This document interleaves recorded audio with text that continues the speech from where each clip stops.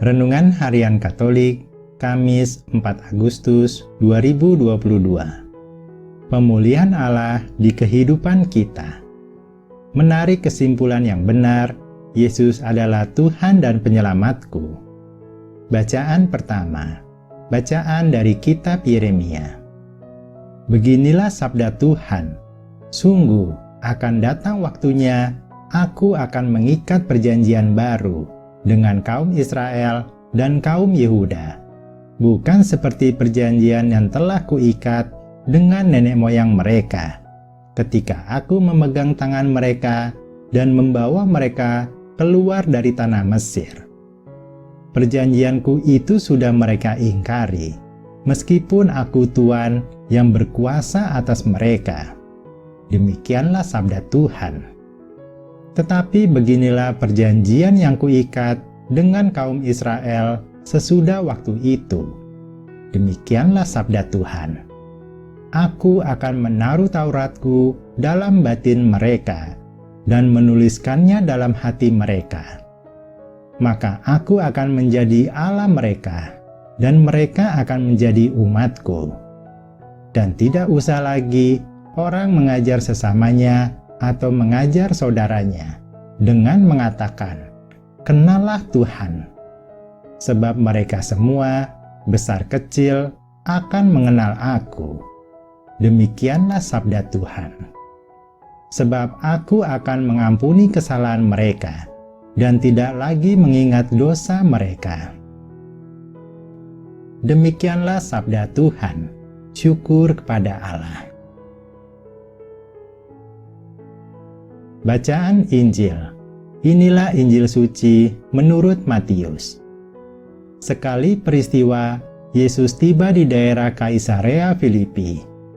Ia bertanya kepada murid-muridnya, "Kata orang, siapakah anak manusia itu?" Jawab mereka, "Ada yang mengatakan Yohanes Pembaptis, ada juga yang mengatakan Elia, dan ada pula yang mengatakan Yeremia, atau salah seorang dari para nabi." Lalu Yesus bertanya kepada mereka, "Tetapi apa katamu, siapakah aku ini?" Maka jawab Simon Petrus, "Engkaulah Mesias, Anak Allah yang hidup." Kata Yesus kepadanya, "Berbahagialah engkau, Simon anak Yunus, sebab bukan manusia yang menyatakan itu kepadamu, melainkan Bapa-Ku yang di sorga. Dan aku pun berkata kepadamu, engkaulah Petrus, dan di atas batu karang ini aku akan mendirikan jemaatku, dan alam maut tidak akan menguasainya. Kepadamu akan kuberikan kunci kerajaan surga. Apa saja yang kau ikat di dunia ini akan terikat di surga, dan apa saja yang kau lepaskan di dunia ini akan terlepas di surga." Lalu Yesus melarang murid-muridnya memberitahukan kepada siapapun bahwa Dialah Mesias. Sejak waktu itu, Yesus mulai menyatakan kepada murid-muridnya bahwa ia harus pergi ke Yerusalem dan menanggung banyak penderitaan dari pihak tua-tua, imam-imam kepala, dan ahli-ahli Taurat, lalu dibunuh dan dibangkitkan pada hari ketiga. Tetapi Petrus menarik Yesus ke samping dan menegur dia. Katanya, "Tuhan, kiranya Allah menjauhkan hal itu. Hal itu sekali-kali tak akan menimpa engkau." Tetapi Yesus berpaling dan berkata kepada Petrus, "Enyalah iblis, engkau suatu batu sandungan bagiku, sebab engkau memikirkan bukan yang dipikirkan Allah, melainkan apa yang dipikirkan manusia." Demikianlah sabda Tuhan. Terpujilah Kristus.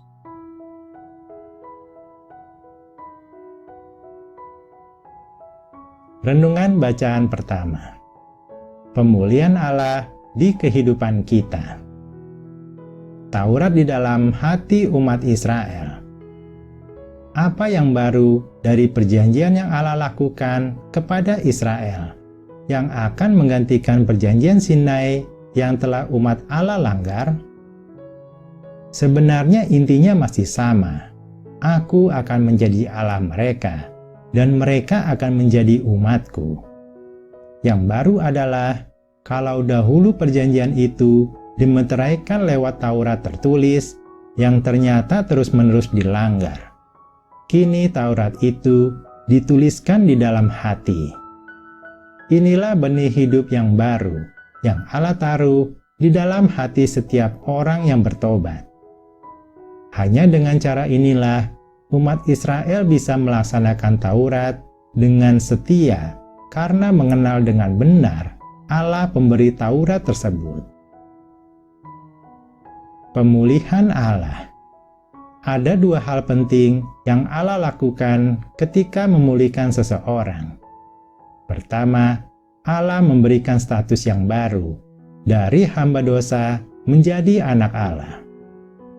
Orang itu dibenarkan oleh iman. Kedua, Allah memberikan benih hidup kekal di dalam hati orang tersebut. Benih hidup ini yang memungkinkan orang itu bertumbuh dalam kesucian hidup, semakin hari semakin menyerupai gambar Allah. Itulah anugerah yang terbesar ketika Allah hadir di dalam hidup dan bertata dalam hati kita, sehingga kita hidup damai di dalam naungan kasih-Nya. Renungan bacaan Injil menarik kesimpulan benar bahwa Yesus adalah Tuhan dan Penyelamatku. Kesaksian Petrus kepada Yesus. Siapakah Yesus itu?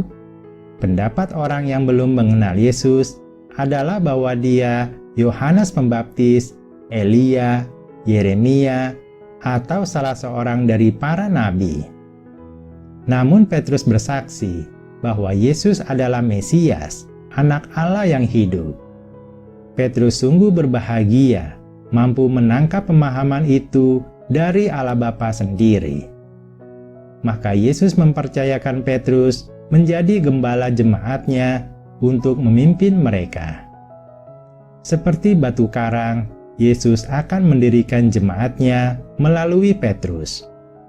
Dan Petrus dipercayakan memegang kunci kerajaan surga. Perjalanan panjang masih menanti Petrus untuk menempa iman dan kelayakan dia di masa depan. Siapakah Yesus menurutku? Pengakuan iman yang benar bersumber dari Allah. Akan tetapi, pengakuan iman saja tidak cukup. Pengakuan iman itu harus disertai tindakan nyata dalam mengikuti Tuhan. Mari kita periksa, apakah saya secara pribadi sungguh dapat menarik kesimpulan bahwa Yesus adalah Tuhan dan Penyelamatku? Jika kehidupan kita tidak didasarkan pada firman Yesus, kita tidak dapat mengalami pengalaman pribadi bagaimana salah satu firman Yesus itu menjadi jawaban atas permasalahan hidup kita. Akhirnya kita kesulitan mendapat kesimpulan bahwa Yesus adalah penyelamatku. Namun jika kita betul-betul menjadi pelaku firman Yesus, kita sungguh mendapati bahwa firman Yesus itu sungguh cocok di dalam kehidupan sehari-hari dan membantu kita mengatasi permasalahan hidup.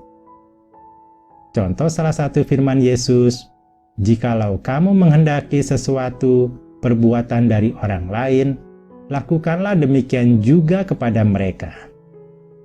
Ini contoh nyata terjadi di dalam kehidupan sehari-hari di masyarakat. Dan masih banyak firman Yesus lainnya yang menjadi solusi permasalahan hidup. Menjadi pelaku firman Yesus, kita mendapat pengalaman rohani dan mampu menarik kesimpulan benar bahwa sungguh Yesus adalah Tuhan dan Penyelamat hidup kita. Marilah kita berdoa. Ya Tuhan, terima kasih kami yang berdosa ini telah Engkau ampuni dan diangkat menjadi anak-anak-Mu. Kami mau memupuk benih hidup yang Kau tanam di dalam hati kami, agar iman kami bertumbuh. Dan kami mau menjadi pelaku firman-Mu, setia melakukan perintah-Mu, sehingga kami mendapat pengalaman rohani dan dapat menarik kesimpulan yang benar bahwa Engkau sungguh adalah Tuhan dan Penyelamat kami. Amin.